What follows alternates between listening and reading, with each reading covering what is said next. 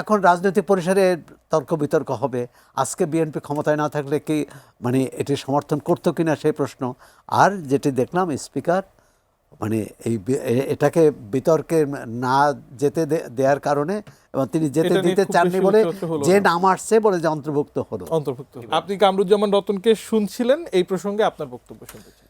না, একটা হচ্ছে যে দেশের সর্বোচ্চ আদালতে এই রায়গুলো দিয়েছে, সেই আদালতের রায়ে অন্যায্য বা অসাংবিধানিক বা অন্যায় সেটি কিন্তু আরেকটি আদালত দিয়ে প্রমাণ করতে হবে।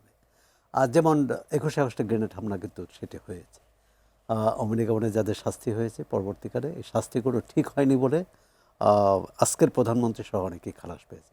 কিন্তু এই প্রশ্নটা থেকে যায় যে গ্রেনেড হামলা তো হয়েছিল, সেখান থেকে মানুষ মারা গেছে, কেউ না কেউ তো হত্যা করেছে, সেটা কারা, মানে সেটাও এখন যারা ক্ষমতাসীন তাদেরই বের করা উচিত।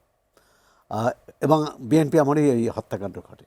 এখন যুদ্ধাপরাধী বিচারের বিষয়টি নিয়ে তখনও বিতর্ক, তখন যেমন বিরোধী দল ছিল তারা তারা আপত্তি জানিয়েছিলেন, প্রতিবাদ জানিয়েছিলেন, অন্যায় বলেছেন।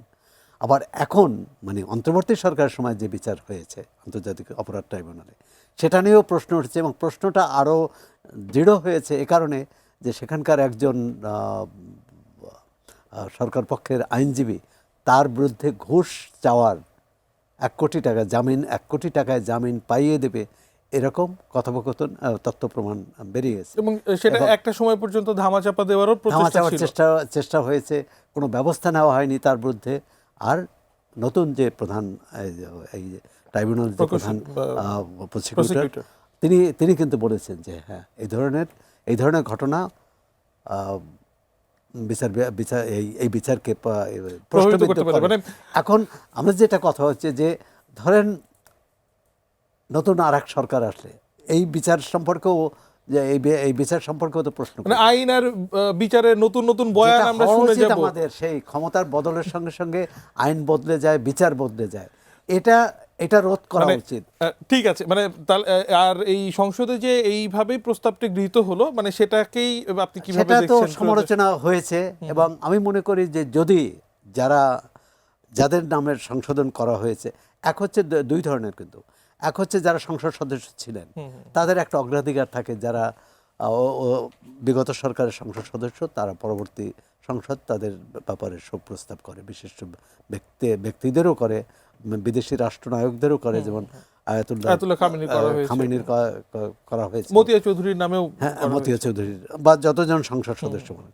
আবার সংসদ সদস্যের বাইরেও অনেকের নাম অন্তর্ভুক্ত করা হয়েছে। জুলাই আন্দোলনের শহীদদের নাম অন্তর্ভুক্ত করা হয়েছে, সেটা নিয়ে কিন্তু প্রশ্ন করেনি। প্রশ্ন করেছে 71-এর যুদ্ধাপরাধের দায়ে দণ্ডিত ব্যক্তিদের এবং যাদের মধ্যে অনেকে সংসদ সদস্য ছিলেন না। এটি এখন রাজনৈতিক পরিসরে তর্ক বিতর্ক হবে।